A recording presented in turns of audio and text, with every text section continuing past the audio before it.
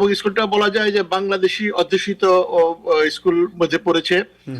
এখানে 30% মুসলিম শিক্ষার্থী রয়েছে এই স্কুলটাতে, এবং সেই স্কুলের একজন ইহুদি শিক্ষিকা যিনি 45 ইয়ার্স ওল্ড বলা হচ্ছে, তার সামাজিক যোগাযোগ মাধ্যমে তিনি লিখেছিলেন যে I stand with Israel. They don't watch the CNN or BBC or all those politically, the sub news media যেগুলো আছে that are biased, but they always look at the Instagram. এবং Instagram আমরা জানি গাজা থেকে লাইভ ব্রডকাস্ট করা হয় বিভিন্ন, there is a lot of reporter, so they know exactly what's going on, what kind of genocide is taking place, how many people are dying, how these schools have been destroyed one after another. Every month more than 100 attacks takes place in Gaza, so they know all this information. আমি মনে করি আমাদের সন্তানরা প্রতিবাদী হোক, সত্যের পক্ষে দাঁড়াবে, না ঠিক। আবার আপনাদের উপর আমাদেরও একটা নজরদারি রাখতে হবে যে তোমার সব সারা পৃথিবী পরিবর্তনের দায়িত্ব এখনই তোমার না, তুমি সত্যের পক্ষে দাঁড়াবা, কিন্তু তোমারও একটা লিমিট আছে প্রতিবাদের। জনাব শেখ আলম, আমরা আপনার কাছে আসি। হিলক্রেস্ট হাই স্কুল নিয়ে খুব বড় ধরনের আপনার বিতর্ক হচ্ছে, এবং আপনি জানেন যে গত কয়েকদিন থেকেই এটা নিয়ে খুব বিতর্ক হচ্ছে। গত দুদিন আগে সেখানে প্রায় 300-400 ছাত্রছাত্রী তারা বেরিয়ে এসেছিল, তারা স্লোগান দিয়েছে, ওইখানে সিকিউরিটির সাথে মারামারি হয়েছে, তাদের প্যালেস্টাইনি পতাকা তারা উড়িয়েছে, এবং একজন টিচারের বিরুদ্ধে তারা স্লোগান দিয়েছে এবং তাকে ক্যাম্পাস থেকে আউট করার দাবি জানিয়েছে। মেয়র এরিক অ্যাডাম, চ্যান্সেলর সবাই এখানে গিয়েছে। এরিক অ্যাডাম বিবৃতি দিয়েছেন, চ্যান্সেলর এখানে গিয়েছেন, লোকাল কাউন্সিল মেম্বার যিনি জুইশ নিজেও, ডেভিড ওয়েফ্রিন, তিনি সেখানে ছিলেন, এবং তারা বলছেন যে অ্যান্টিসেমিটিজম কীভাবে আসলো এই জায়গায়, এটাকে তারা অ্যান্টিসেমিটিজম বলছেন। সো এটা খুবই আনপ্রেসিডেন্টেড যে একটা স্কুলের স্টুডেন্টরা, এত স্টুডেন্ট সবাই আপনার প্যালেস্টাইনের পক্ষে ওইখানে গিয়ে স্লোগান দিয়েছে, এবং একজন শিক্ষকের বিরুদ্ধে বিক্ষোভ করেছে। শিক্ষক শেষ পর্যন্ত উপরে ছিলেন, অবশ্য তিনি শারীরিকভাবে তার কোনো ক্ষতি হয় নাই, কিন্তু এটা নিয়ে ব্যাপক আলোচনা হচ্ছে। সো আপনি একজন শিক্ষক, এটাকে আপনি কিভাবে দেখছেন? আমি এই বিষয়টি আপনার কাছে আলোচনা করব। তার আগে সালাউদ্দিন তো সে জামাইকার বাসিন্দা এবং হিলক্রেস্টের এলাকার লোক, রাইট? তো সালাউদ্দিন, আপনি কি জানেন ওই জায়গা সম্পর্কে, আপনি কি জানেন এই ঘটনার সম্পর্কে? থ্যাংক ইউ তাহের ভাই। আসলে যে কথা বলছিলেন যে অ্যাকচুয়ালি যে হামাস এবং ইসরায়েলের যে যুদ্ধ, সেই যুদ্ধকে কেন্দ্র করে শুধু আমেরিকা না, সারা বিশ্বব্যাপী যে প্রতিক্রিয়া আমরা লক্ষ্য করছি, এবং বিশেষ করে যুক্তরাষ্ট্রে কিন্তু এই নতুন প্রজন্ম বা স্কুল কলেজ শিক্ষার্থীদের মাঝে ব্যাপক প্রতিক্রিয়া আমরা লক্ষ্য করছি বেশ কিছুদিন যাবৎ। এই 2 সপ্তাহ আগে কিন্তু ম্যানহাটনে ব্যাপক সমাবেশ করেছে শিক্ষার্থীরা বিভিন্ন স্কুল থেকে বের হয়ে, এবং যেটা জামাইকার হিলক্রেস্ট স্কুলটা, এটা পার্সন হাইল্যান্ড এভিনিউর কর্নার এই স্কুলটা, এবং স্কুলটা বলা যায় যে বাংলাদেশি অধ্যুষিত স্কুল মধ্যে পড়েছে। এখানে 30% মুসলিম শিক্ষার্থী রয়েছে এই স্কুলটাতে, এবং সেই স্কুলের একজন ইহুদি শিক্ষিকা যিনি 45 ইয়ার্স ওল্ড বলা হচ্ছে, তার সামাজিক যোগাযোগ মাধ্যমে তিনি লিখেছিলেন যে আই স্ট্যান্ড উইথ ইসরায়েল। সেইটাকে কেন্দ্র করে একটা মিশ্র প্রতিক্রিয়া লক্ষ্য করা গিয়েছিল, এবং পরবর্তীতে শিক্ষার্থীরা তার প্রতিবাদ জানায় এবং তাকে সেটা রিমুভ করার জন্য দাবি জানালে এক পর্যায়ে তারা বিক্ষোভ করে, প্রতিবাদ করে, এবং তারা প্যালেস্টাইন পতাকা নিয়ে ওই হলের ফ্লোরে, হল রুমে তারা নাচানাচি, হই হুল্লোড়, মিছিল, মিটিং এর মতো ঘটনা ঘটায়। পরবর্তীতে সেটা এমন পর্যায়ে ঘটে যে নিরাপত্তার জন্য সম্ভবত সেই শিক্ষিকা পুলিশে কল করে, পুলিশ আসার পরে সেখানে শিক্ষার্থীদের নিয়ন্ত্রণে নেয়, এবং সেই সময় কিছু শিক্ষার্থী গ্রেপ্তারও হয়, এবং ঘটনার প্রেক্ষাপটে কতিপয় শিক্ষার্থীকে সাময়িকভাবে কিন্তু সাসপেন্ড করা হয়েছিল। এটা গত সোমবারের ঘটনা, এবং পরবর্তীতে গতকাল যে সোমবার আর school New York city school chancellor তিনি প্রেস কনফারেন্স করেছেন, সেখানে লোকাল জনপ্রতিনিধি ডেভিড ওয়েফ্রিন এবং আমাদের কুইন্সবরো প্রেসিডেন্ট তিনিও ছিলেন, এবং সেখানে শিক্ষার্থীরাও বক্তব্য রেখেছেন প্রেস কনফারেন্সে, এবং সে সময় স্কুল চ্যান্সেলর সহ অন্যান্য জনপ্রতিনিধি যারা রয়েছেন তারা কিন্তু শিক্ষার্থীদের সঙ্গে, স্কুলের শিক্ষার্থীদের সাথে বৈঠক করেছে, কথা বলেছে, শিক্ষকদের সাথে কথা বলেছেন, এবং তারা পরিস্থিতি সামাল দিয়েছেন। কিন্তু একটা উত্তেজনা বিরাজ করছে, বিশেষ করে ওই এলাকার যারা মুসলিম কমিটি রয়েছে তাদের মধ্যে একটা কিন্তু আতঙ্ক লক্ষণীয় রয়েছে, এবং শিক্ষার্থীদের মধ্যে তো আছেই। বাট আপাতত সামাল দেওয়া গেছে পরিস্থিতি। এখন সবাই মিলে বিষয়টা কিভাবে হ্যান্ডেল করছে সেই বিষয়টা কিন্তু মেয়র অফিস থেকে শুরু করে সবখান থেকে একটা উদ্যোগ নেওয়া হয়েছে। Thank you so much, thank you Salahuddin জি।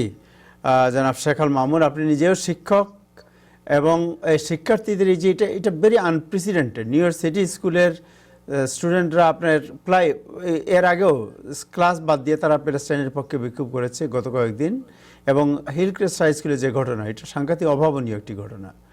আপনার কি মনে হয় যে first of all the incident, number two যে স্টুডেন্ট রাইট এবং তাদের যে অ্যাক্ট এবং ফ্রিডম, এটা কি একজন শিক্ষক হিসেবে আপনি কিভাবে দেখছেন? Thank you, Tahir bhai. Thank you, সমস্ত দর্শক শ্রোতাবৃন্দ. Well, look, as a teacher, I should be very empathetic. Like, মানে আমাকে খুব বেশি compassionate হতে হবে toward my students. I have to understand my students. এখানে it's a very complex situation as a teacher. But we need to really teach our kids that, you know what, no matter what's their background, what their Hamas, Palestinian, Israelis, we don't like to see anybody is being killed, like innocent victims যেটা হচ্ছে এবারে, কিন্তু this is the moment we should talk about this. কিন্তু unfortunately যেটা আমি দেখতে পারতেছি, আমাদের চ্যান্সেলর ডেভিড ব্যাংক, আমাদের মেয়র, মানে যখনই সে কথাটা প্রথম যে স্টেটমেন্টটা করছে আমাদের chancellor, right, I write this heavy heart যেটা বলছে যে at the leader of our nation's biggest, মানে largest school district, যে এটা ইসরায়েলের এগেইনস্টে যেটা হয়েছে, that's very cruel. কিন্তু he did not mention anything about that. More than 5,000 innocent children has been killed in the Palestine. সে ব্যাপারে কিছুই বলেনি. At the same time, আমাদের mayor also similar tone.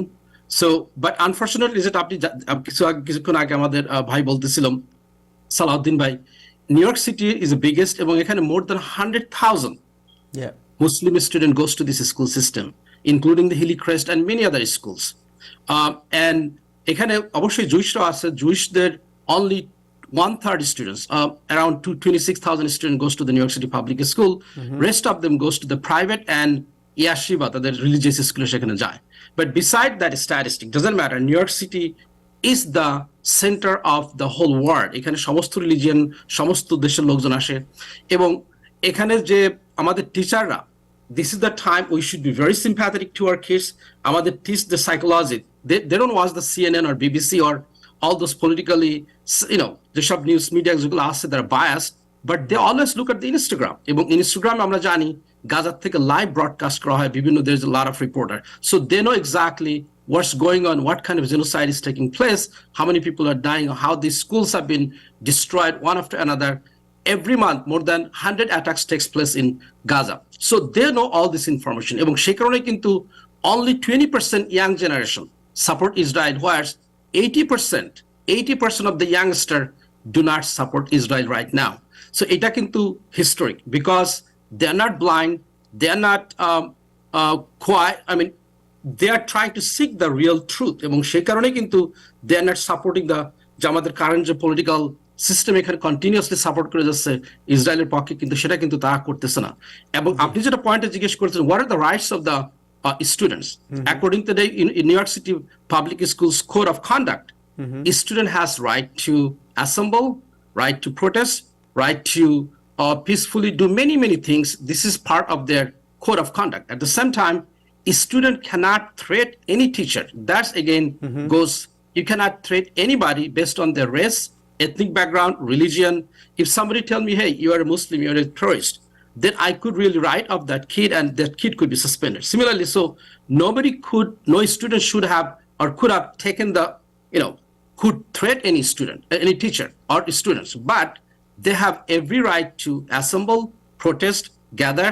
This is their rights according to the New York City Public Schools Code of Conduct.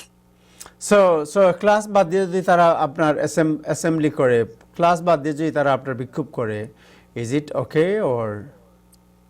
Well, class বাদ দিয়ে, kids are sick, kids get sick, kids are absent many times. They could be absent more than 20 times, still they could pass the class.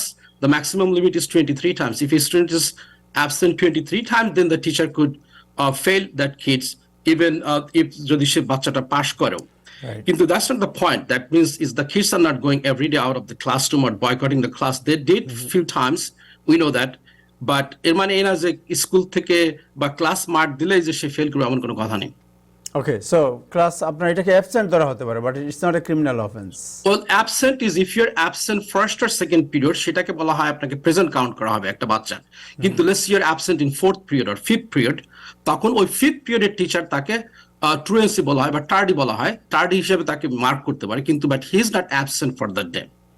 Okay, so first period আমি এখানে কি একটা জিনিস মামুন ভাই যুক্ত করতে পারি? আমাদের সন্তানরা যারা স্কুলে যায়, আসলে আমরাও আন্দোলন করেছি, আপনিও করেছেন। সময়টা এখন খারাপ, এবং এই যে নারকীয় ঘটনা ঘটতেছে এটার অনেক ব্যাকগ্রাউন্ড আছে। এরা ইন্টারাকশনটা ইনস্টাগ্রামে করবে, সোশ্যাল মানে বিভিন্ন প্ল্যাটফর্মে করবে, এবং এই জিনিসটা থেকে যাবে। অনেক সময় আপনি আমি কি বলতে হবে, কোন জায়গায় থামতে হবে, এটা আমাদের যেভাবে অভিজ্ঞতা আছে, একদম স্কুলের একটা কিডস, একটা বাচ্চা সেটা নাও থাকতে পারে, তার এঙ্গার লেভেলটা অনেক হাই। এবং যেহেতু আমেরিকান সোসাইটি এটা নিয়ে অনেক অনেক বিতর্কিত কাজ করে যাচ্ছে, আমেরিকান সোসাইটিতে অ্যান্টিসেমিটিজমের আইন রয়েছে, এটা তার ভবিষ্যৎ জীবনের একটা লেগেসি হিসেবে থাকতে পারে। তো আমি মনে করি আমাদের সন্তানরা প্রতিবাদী হোক, সত্যের পক্ষে দাঁড়াবে, এটাও ঠিক। আবার এদের উপর আমাদেরও একটা নজরদারি রাখতে হবে যে তোমার সব সারা পৃথিবীর পরিবর্তনের দায়িত্ব এখনই তোমার না, তুমি সত্যের পক্ষে দাঁড়াবা, কিন্তু তোমারও একটা লিমিট আছে প্রতিবাদের। ওইখানে আমাদের সন্তানরা আমাদের ঘরে বাইরে যেভাবে মানে অনেক সময় আমরা ঘরে অনেক সময় বেল ব্রেক ছাড়া কথা বলি, ইহুদি নাসারারে গালাগালি করি, সেও যদি আবার ওই তার অ্যাঙ্গারটা প্রকাশ করতে গিয়ে ওইটা সোশ্যাল প্ল্যাটফর্মে একবার প্রকাশ করে, তো এটা রেকর্ড হয়ে যাবে। তো এইসব নিয়ে আমার একটু উদ্বেগ আছে। আর একজন শিক্ষক হিসেবে মামুন ভাই এটা এই নিয়ে হয়তো আপনি আর একটু ভালো ভাবেন, আরো ভালো উপদেশ দিতে পারবেন। Thank you. Well, this is exactly what I said. Like, you cannot cross the limit. You cannot do anything that's going to go against you. Right. তখন আপনি, you cannot do any kind of anti-Semitism, anti-defamation. You cannot say that all the Jewish people are bad. You cannot say this is anti-Semitism. So you need to really be careful. What is anti-Semitism, anti-Israeli, anti-Zionism? So if you know all details, then you could speak. Like, you know what, the things that's taking place by the Israeli government, maybe you could be disagree with that, and you could protest for that. And there's a lot of thousands of people are doing this thing. Right. But you cannot say any individual, if somebody, your teacher happens to be Jewish, that, hey, you are wrong, you are committing crime. No, you cannot do that. That's absolutely wrong. And that's going to go against you. এবং যদি কেউ, if you're proven, আবার একটা জিনিস হচ্ছে due process, যেমন আমরা জানি যে আমেরিকার কনস্টিটিউশন, ইট অলসো বাচ্চাদের জন্য দে ক্যানট সাসপেন্ড। আমরা যখন শুনলাম নিউজে যে নাজমুল ভাই বলতেছিল they suspended right no, you can't suspend any kids instantly. If somebody do something against me in my class, I am going to call the safety, remove that kid, but I can't suspend that kid, not the principal could suspend that kid instantly. They have to have a hearing in the school system, or they have a hearing in the district system. তখন তাদের code of কন্ডাক্টের level অনুযায়ী তারা তখন action নেবে। So you cannot really suspend immediately. Thank you so much.